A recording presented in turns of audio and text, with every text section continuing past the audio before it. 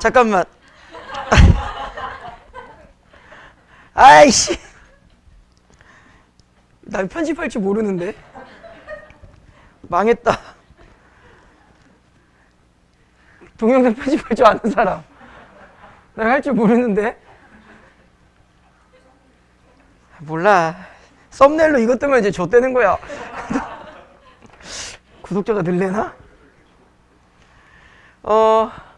152페이지 현대소설 이제 시작을 할 거고요. 소설은 기본적으로 인물사건 배경에 대한 정보 파악으로 들어가는 이건 똑같아. 단지 이제 고전소설보다는 조금 더 꼬여나가는 맛이 있겠지.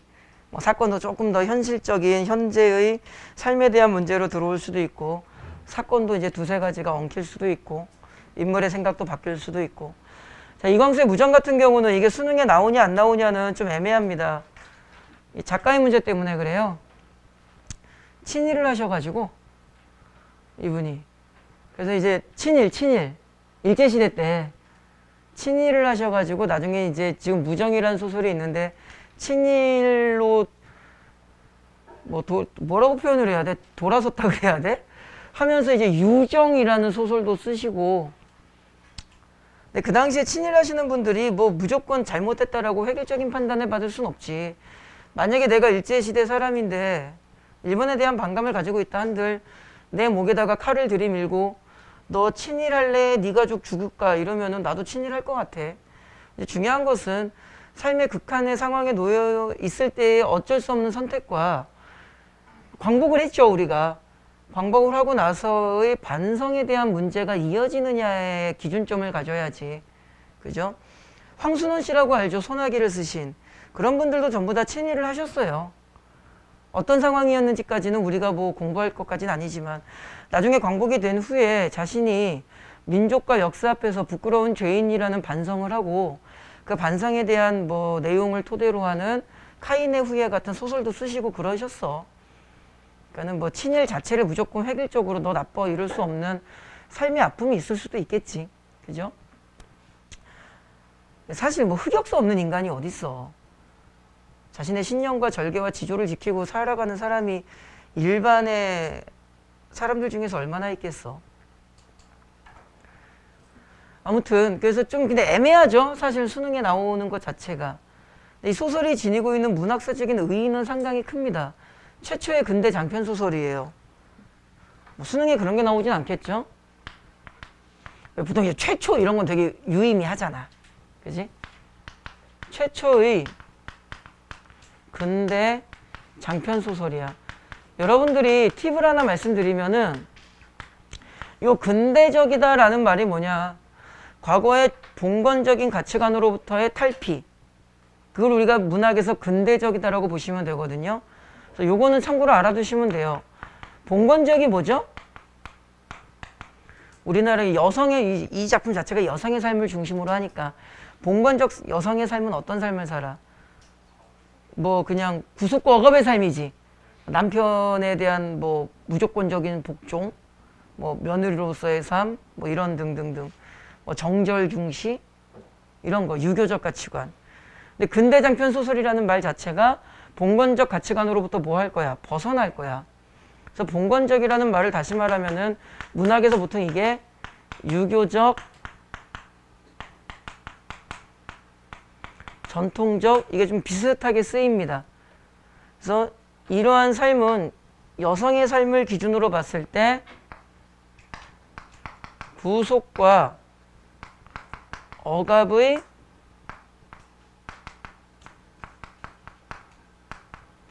여성 삶을 이야기하는 형태로 구성이 될 거고요. 오늘의 주인공 바로 이 영채라는 인물이 가장 중요한 핵심 인물이야. 그래서 이 영채가 그냥 잘 살아요. 그냥 어렸을 때 독립운동을 하시는 아버지 밑에서 봉건적인 가치관을 품으며 잘 사는데 어렸을 때 이제 아빠가 뭐라고 이야기를 하냐면은 영채야, 너는 이형식이라는 남자와 결혼해라 그래. 이형식은 현실과 이상 사이의 갈등, 이거 조금 이따 이야기할 거고요. 되게 우유부단하고 과도기적 성격인데 당대의 대학, 그 시대의 대학을 다닐 만큼 개화된 지식인입니다. 그래서 나는 그러면은 아버지의 말을 듣고 나는 이영식과 결혼해서 살아야겠구나. 그냥 단순하게 봉건적 가치관 속에서 그렇게 살아요. 사는데 이제 무슨 아버지가 학교 선생도 하고 막 하다가 얘가 이제 그 학교에서 뭐 봉사활동도 하고 막 여러 가지 복잡한 게, 이 소설 줄거리가 되게 길어요. 하다가 그 학교 교장이 되게 부정적인 인물인데 얘를 이제 겁탈을 합니다. 그래서 자신의 정절을 빼앗겼다라는 그 상처를 받게 되겠지. 근데 봉건적이고 유교적 가치관을 가진 영채 입장에서 자신의 정절을 빼앗겼으니 자기는 살겠다, 죽겠다. 죽겠다. 자살을 하려고 해요. 자살을 하려는 찰나에 뭐 쉽게 말하면 한강다리에서 뛰어내려고 하는데 누구를 만나? 김병욱이라는 사람을 만나. 이름은 남자 같지만 여성입니다. 얘가 죽지 마! 이러고 너 왜 죽으려고 그래? 그래서 뭐 정절을 빼앗기고 뭐 난 이영식과 결혼해야 되는데 뭐 어쩌고저쩌고 막 얘기해. 김병욱이 뭐라고 하냐면은 인생 그따위로 살지 마라. 네 삶은 네가 가진 것이고 정절 따위가 물론 중요하지만 그러한 봉건적 가치관 속에서 너의 목숨마저 포기하는 것은 잘못된 것이다. 라는 그 신여성, 그러니까 근대적 가치관, 여기서 말한 신여성이라는 것은 뭐가 되는 거야? 근대적 가치관이 되는 거죠. 근대적 가치관을 대화를 통해서 영채에게 심어줘. 영채가 아 그래 맞아 내가 이렇게 사는 건 의미가 없어. 나는 새로운 삶을 살고 싶어 해서 영채가 신여성으로 뭐가 돼? 가치관의 변화가 생깁니다. 그래서 가장 중요한 인물이 영채고요. 이럴 때 가치관의 변화가 생길 때 우리는 평면적 인물이라고 하지 않고 어떤 인물이라고 하지? 입체적 인물이라고 하죠. 그죠? 그리고 나서 자기가 이제 독일인가? 어느 나라인지 까먹었다. 어디로 유학을 갈 건데 영채야 너 나랑 가자. 그래서 우리 똑똑한 여자가 되자. 이렇게 해서 유학을 가는 찰나에 그 전에 이제 무슨 일이 있었냐면은 아버지가 이제 감옥에 갇혀. 감옥에 갇혀서 영채가 아버지를 구하기 위해서 돈이 필요하니까 기생을 합니다. 그 사이에 이제 겁탈도 당하고 이러거든. 그 사이에 얘는 이제 결혼하기로 되어 있긴 한데 김선영이라는 집에 이제 과외 선생으로 들어가서 얘랑 사랑을 나눠요. 삼각관계가 돼버린 거야. 되게 우유부단한 성격으로 나와요. 이제 얘는 이제 끝났고 요렇게 둘이 나쁜 새끼죠 어떻게 보면. 요렇게 둘이 이제 얘네들도 어디에 가? 유학길에 가. 이렇게 유학을 가고 이렇게 유학을 가려고 가는데 기차역에서 동시에 만났는데 그 기차역이 있는 곳에 큰 이제 그 홍수, 그 수재가 나. 비 너무 많이 와서. 그리고 얘네들이 뭐 하냐면은 거기에서 수재민 돕기 캠페인을 해요. 갑자기. 캠페인을 해서 돈을 벌면서 그때 얘네들이 이제 깨닫는 거예요. 아, 조선이 얼마나 미개한지. 우리가 이 조선을 위해서 되게 똑똑해져야겠다. 교육의 힘으로, 문명의 힘으로 우리 조선을 바꿔야겠다라는 굳은 의지를 가지고 떠납니다. 뭐 그런 내용이야. 대충 어떤 내용인지 알겠죠? 그래서 이 정도 그림을 가지고 인물 중심으로 여러분이 이 작품을 공부해 주시면 되고요. 그래서 이 작품은 첫 번째 작품의 키워드를 기억하셔야 됩니다. 개화, 똑같은 말로 계몽이라고 하죠.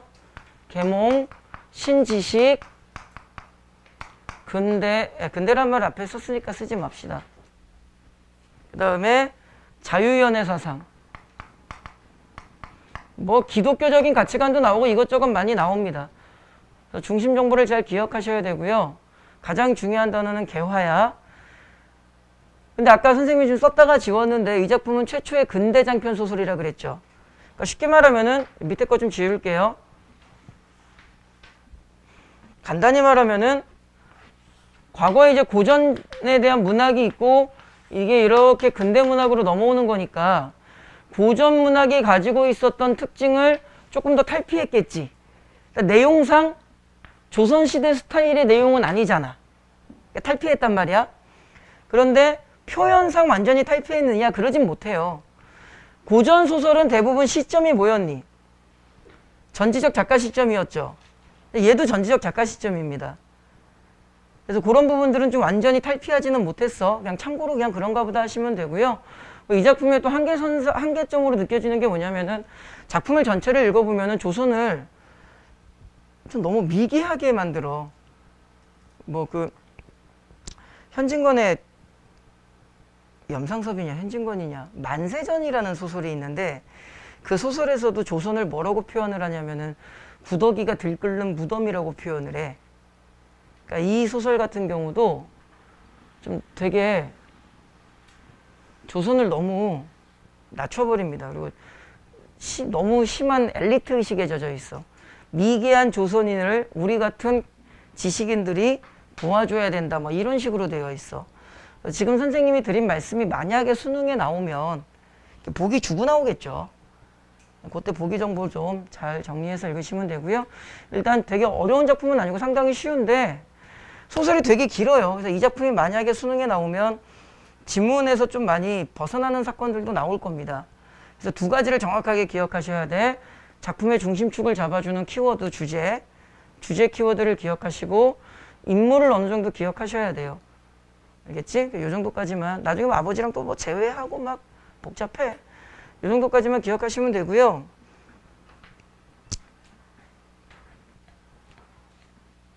이거 뒤로 한 장씩 넘겨봐.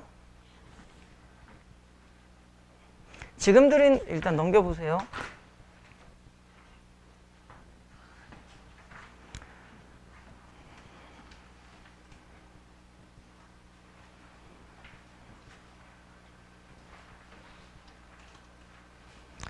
빨리 넘겨야 돼요. 이거 이제 칠판 지울게요.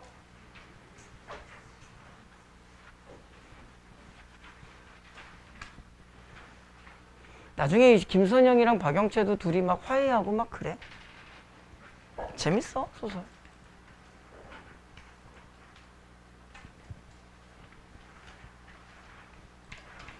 어렵지 않습니다.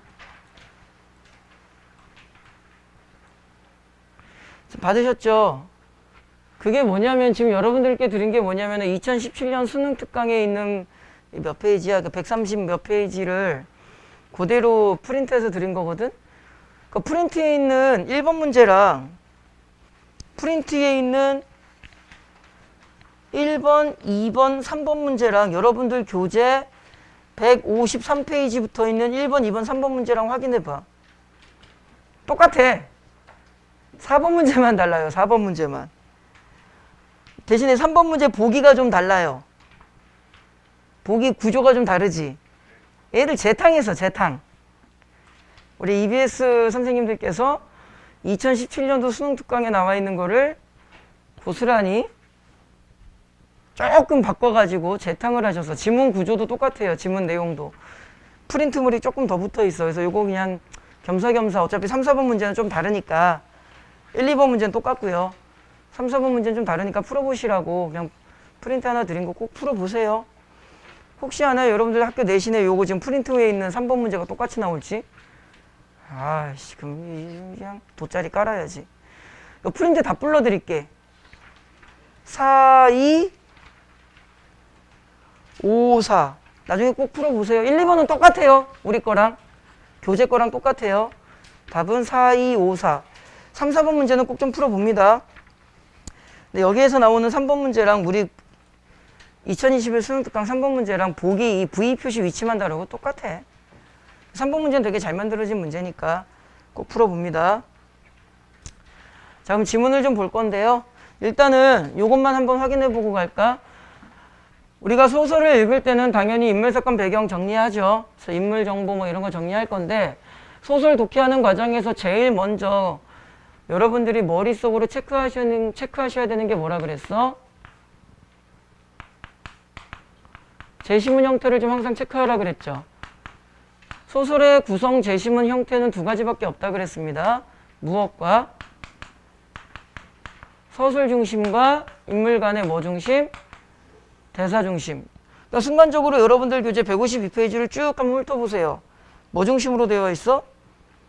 대사 중심으로 되어 있죠.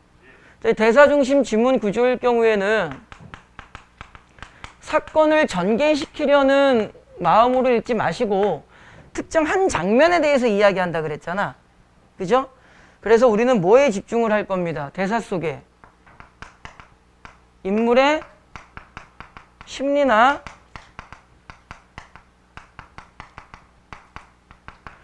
가치관 파악 중심으로 지문을 볼 거야.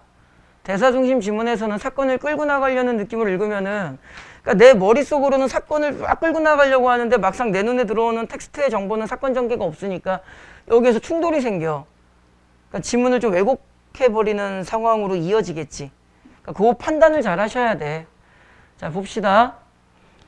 이 앞장면에 이제 뭐가 나오냐면은 얘가 이제 아까 잠깐 말씀드렸죠. 자살하려는 걸 이제 김병욱이 구해주고, 너 왜 죽으려고 그래? 그랬더만 뭐 겁탈을 당했어요. 뭐 내 사랑하는 형식이 오빠는 씨발 연락도 안 돼요. 개새끼 막 이러고 나와.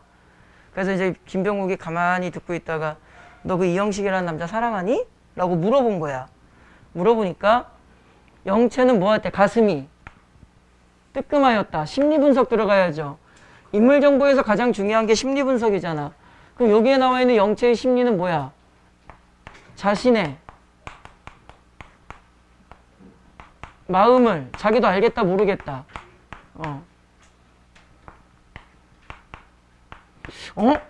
그런 생각은 해본 적이 없는데? 자신의 마음을 고민. 나 사랑하나? 이렇게 돼버린 거죠. 과연 자기가 형식을 사랑하였는가? 이 부분은 지금 누구의 내면적 서술? 영채의 내면을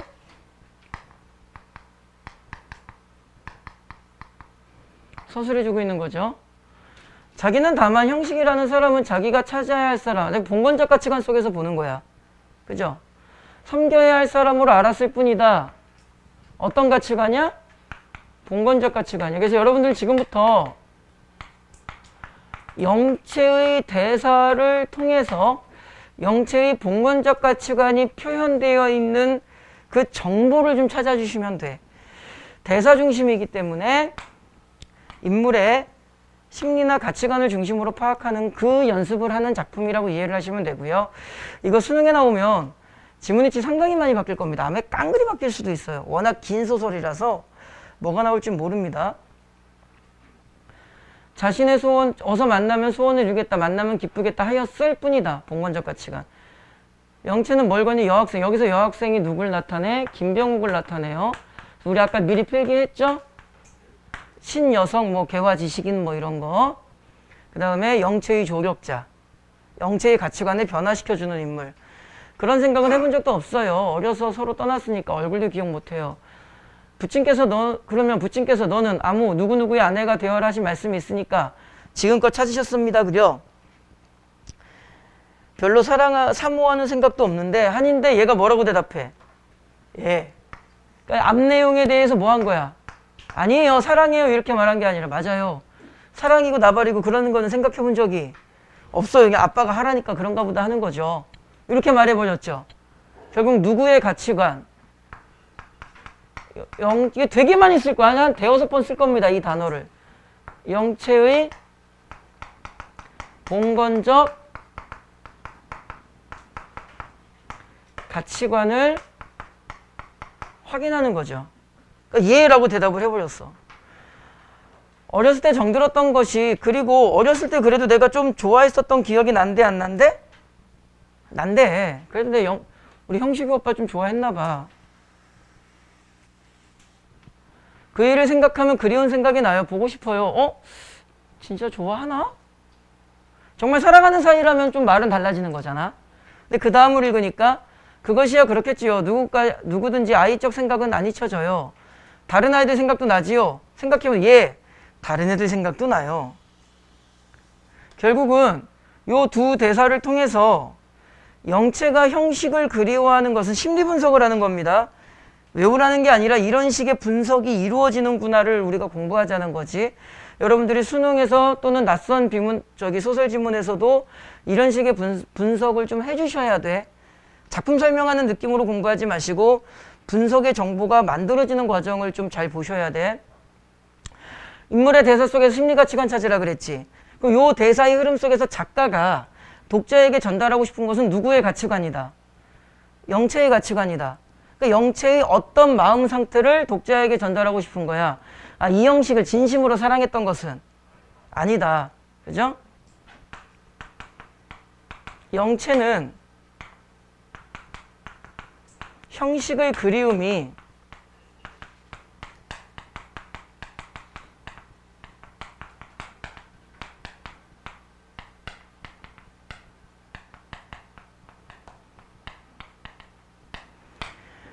형식의 그리움이 진정한 사랑에 대한 것이 아님이라는 정보를 작가는 독자들에게 인물 간의 무엇을 통해서, 대화를 통해서 보여주고 있죠. 그러니까 소설은 조금 생각을 하고 메시지를 파악하는 느낌으로 읽어주셔야 돼. 벌써 이거 몇 번째 이야기를 하죠? 대사 중심에서 우리가 어디에 중점을 두는가. 그래서 그러한 정보, 인물의 심리 가치관 정보가 어떻게 분석이 되어 가는가. 이 부분을 좀 잘 보시면 됩니다. 여러 동무들 생각도 나요. 그러나 그의 생각이 제일 정답게 나요. 나름대로 조금은 의미가 있었겠지. 뭐 결혼할 남자라고 생각하고 살았으니까. 그랬더니 일전에 정작 얼굴을 대하니까 생각과는 뭐하더라? 다르더라. 너무너무 보고 싶었는데 예전에 한번 얼굴을 만나요. 기생으로 있을 때 한번 찾아옵니다. 어쩐지 정답던 것까지도 다 깨어진 것 같아. 마음속에 그대가 아니었다는 거죠. 왜 그런지 모르겠어요. 그 마음이 좀 섭섭한지 울었습니다. 내적 갈등을 했다는 거야. 나는 저 남자가 나의 남편이라고 생각하고 살았는데 막상 보니까 좀 자극이 좀 뜸한 거지. 잘 알아들은 듯이 고개를 끄덕하더니 지금은 그에 대해서는 별로 사랑이 없습니다. 그죠? 아, 너 별로 안 사랑하는 것 같은데? 됐죠? 그러니까 뭐라 그래, 영체는. 자기도 고민을 해. 내적 갈등을 하는 거죠. 그죠? 근데 영체 입장에서는 맞아요. 저는 그 사람을 사랑하지 않았어요. 라고 함부로 말할 수가 없어. 왜? 봉건적 가치관에 완전 갇혀있는 여성이기 때문에. 만나니까 반갑긴 반가운데 어쩐지 기다리도 바라던 사람은 아니에요. 내 마음속에 그려오던 사람은 달라요. 저도 왜 그런가 싶었어요. 또 그이도 별로 저를 안 반가워해요. 헤어져야지 뭐. 여학생은 눈을 감는다. 무엇을 알았단 말인고 하고 영체 눈을 감는다. 여학생이 그런데 왜 죽을 결심을 하셨어요? 이거 왜 죽을 결심했다고? 그 교장한테 겁탈당해서 그래. 이제 지문에 안 나오지만 그러니까 자신이 필기만 해놓읍시다. 그냥 아이고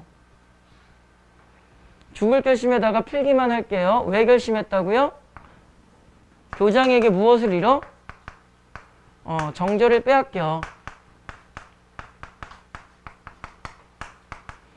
그럼 여기서 우리가 하나 더 적을 수 있겠죠. 정절 빼앗겨서 죽음까지 생각해. 그만큼 영체의 가치관은 뭐다?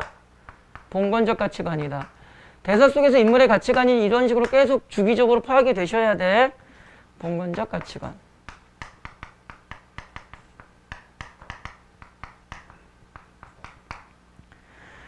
아니 죽고 어떡합니까? 그 사람 하나만 바라보고 살아왔는데 정절을 더럽혔어요. 봉건적 가치관 더 이상 안 적어도 되겠죠. 이 정도는. 다시 그 사람을 섬기지도 못하고 무엇을 바라고 사나요? 나는 그것이 죽을 이유라고는 생각하지 않습니다. 이 문장 메모쳐 볼까? 나는 그것이 무엇이 정절을 빼앗긴 것이 죽을 이유라고는 생각하지 않습니다. 나중에 공부하기 편하게 옆에다가 하나만 적으면 돼. 이건 누구의 대사야? 김병욱이라는 인물의 대사라 그랬죠. 병욱은 정절 때문에 죽을 필요까지 있다 없다? 근대적 가치관. 그래서 대사 속에서 인물의 가치관 정보를 찾으면 되고 당연히 이건 뭐 안 적어도 알겠지만 영체와 병욱은 가치관이 서로 다르죠. 점점점 영체가 이제 병욱이 쪽으로 갑니다. 그럼 어찌합니까? 살지우 해주고요. 영체는 깜짝 놀라 자신의 가치관에 대한 충돌이 나타난 거야. 여학생은 힘있는 목소리로 우리는 자 네모칠 겁니다. 우리는 어떻게 살아왔대? 속으면서 살아왔대. 여기서 말하는 속으면서 살아왔다라는 것은 어떻게 살았다는 뜻이 돼버려? 봉건적 가치관의 구속 속에서 살아왔다는 뜻이 되죠. 그죠?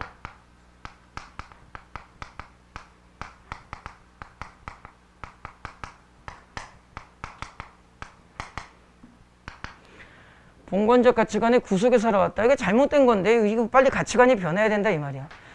이형식이라는 사람을 사랑하지도 아니하면서 공연히 정절을 지켜왔어요. 부친께서 농담 삼아 하신 말씀, 저 말은 무슨 말이었을까? 너 누구랑 결혼해라? 형식이랑 결혼해라. 그 말 한마디 때문에 봉건적 가치관의 영체는 내 아빠 이러고 해버린 거야. 7, 8년 헛된 정절을 지킨 것입니다. 잠깐만 화면 조금 옮기고. 사랑하지도 않는 사람을 위해서 피차 허락도 아니한 사람, 정말 사랑하고 아낀 사람도 아닌데 정절, 여기서 절은 정절을 말하는 겁니다. 절을 지키는 것이 헛된 일 아니냐? 죽은 사람, 세상에 없는 사람을 위해서 절을 지키는 거나 다름이 있느냐? 영채 씨의 마음은 아름답고 정절은 굳고 그러나 그것뿐이다. 그 아름다운 마음과 그 굳은 정절을 바칠 사람이 따로 있지 아니할까요?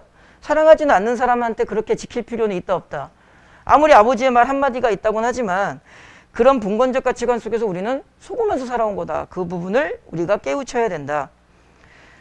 하니까 지금 영채 씨가 그 일을 사랑하시거든 지금부터 그에게 몸과 마음을 다 바치시고 만일 그렇지 않다면 진심으로 사랑하는 게 아니라면 다른 남자 만나면 된다. 그러니까 영채가 뭐라 그래? 아직 변화가 없죠. 영채가 뭐라 그래? 지금토록 마음을 허해 오던 것을 어떻게 합니까? 아직까지도 봉건적 가치관을 계속 가지고 있죠. 그때 여러분들이 조심하셔야 되는 게 지금 정보의 흐름상 지금토록 내 마음을 허하다, 허락했어. 내가 이형식에게 내 마음을 허락했어. 이게 진정한 사랑을 가지고 있었다는 뜻이야? 아니죠. 내용의 구조 흐름상 영채는 이형식을 진심으로 사랑했던 것은 아니죠. 그래서 주의하셔야 돼요. 여러분들이 모의고사나 뭐 내신은 잘 모르겠고요. 모의고사에서 무조건 한 문제 출제가 되는 게 뭐가 나와? 인물의 심리 또는 사건 전개에 대한 일치성 판단 문제가 나와. 그런 문제들을 파악하실 때는 전체적인 흐름을 염두하면서 파악하셔야 돼. 근데 많은 학생들이 뭐만 보는 거야? 이런 식으로 문제를 푸는 거야. 앞뒤 내용의 흐름은 안 보고 그냥 딱 요것만 봐. 딱 이렇게 해서 요만큼만 딱 봐버린다고 그냥. 지금토록 마음을 허해서 사랑했나 봐. 이러고. 꼭 기억하셔야 돼요. 인물의 심리나 사건 전개의 일치성 판단 문제는 반드시 전체적인 흐름을 고려하셔서 푸셔야 돼. 여기다 필기만 넣어본다면 우리는 필기를 뭐라고 넣으면 돼? 주의. 형식에 대한 형식을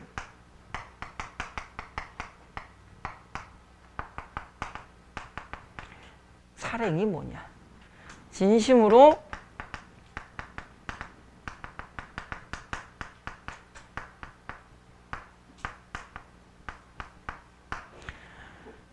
사랑했음을 의미하는 것은 아니죠.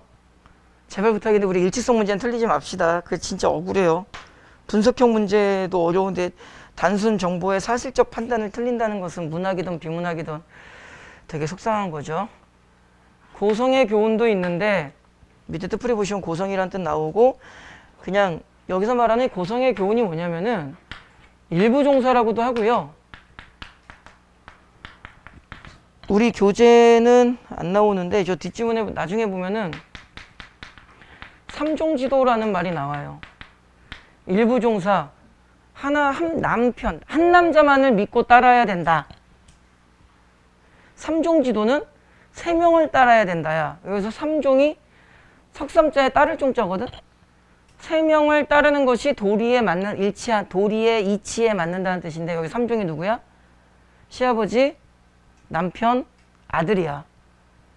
약간 이제 남성 중심의 우리나라 전통적 가치관이었으니까 일부 종사는 남편 한 명 섬겨라. 그러니까 재혼 같은 거는 뭐 상상도 못한다 뭐 이런 뜻이겠죠. 이게 무슨 가치관이겠어? 그렇죠. 봉건적 가치관이죠.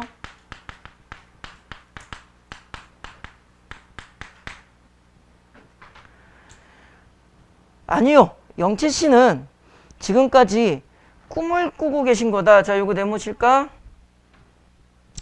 지금까지 꿈을 꾸고 지내셨다. 네모. 헛개비였다. 네모. 얼굴도 잘 모르고 마음도 모르는 사람에게 어떻게 마음을 허락합니까? 그것은 다만 뭐다? 다시 또 네모. 그릇된 그릇된 낡은 사상의 속박이다. 이거 네모가 전부 다 뭘 나타내? 여기에다 네모 찍게 선생님. 그냥 전부 다 뭘 나타내? 봉건적 가치관의 비유적 표현이 되겠죠? 사람은 제 목숨으로 삽니다. 주체적 삶을 말하는 거죠. 사람은 내 삶은 내 숨결로 내가 살아가는 내 힘으로 살아가는 거다. 근대적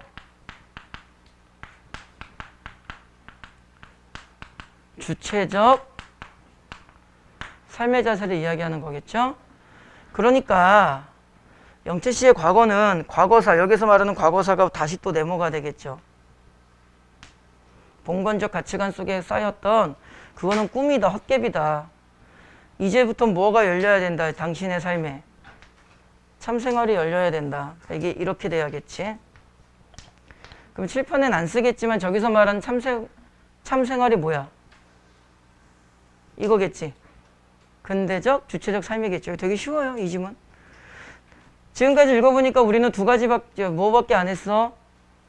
대사 속에 나타나 있는 인물의 가치관밖에 안 찾았지? 어느 소설이든 간에 대화 중심일 경우에 인물의 가치관 파악하는 데 신경을 쓰시고, 두 번째, 사건 전개 거의 없잖아. 그죠?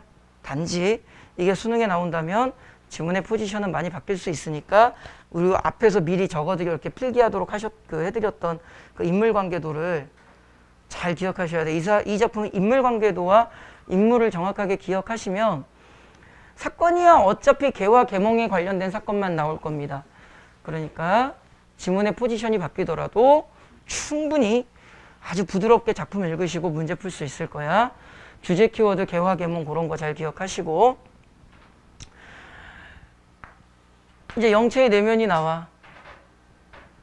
열려는 생각과 틀린 것 같다. 그 말이 옳은 것 같다. 과연 지금토록 일찍 형식을 사랑한 것은 없고 헛개비로 마음에 드는 사람을 만들어 놓고 이름을 형식이라고 하고 있는 건 아닐까? 그 사람을 찾는 대신 어쩌고 저쩌고 별 내용 없어. 별 내용 없어. 아무것도 없어. 그래서 이 문장, 잘못 생각하였던 것을 깨닫는 생각과 또 아주 절망하였던 중에 새로운 광명. 여기서 말하는 새로운 광명이 뭐가 되는 거야? 참생활에 이렇게 연결고리가 잡히면 되겠죠. 여기서 말하는 잘못 생각하였던 것은 네모쳐서 아까 위에서 뭐 네모쳤던 거랑 이렇게 연결하면 되겠죠. 됐지? 그러면서 마지막에 뭐 다시 살 수 있을까요? 그러면은 뭐 경욱이가 살 수 있어요. 뭐 저랑 같이 유학 갑시다. 뭐 이러고 나와. 됐지? 지문이 많이 바뀌어요. 그래서 인물 정보 꼭 기억하셔야 됩니다. 여기까지 정보 마치고 밑에 잠깐만 1번 문제 보세요. 뭐 하나만 확인할게. 1번 문제를 보시면 말로만 설명해도 될 것 같은데 문제는 어려운 문제가 아니니까 선생님이 여러분들 소설 읽으실 때 우리 기초 지식으로 좀 배웠죠? 소설 문제를 푸실 때 소설에 뭐가 나오면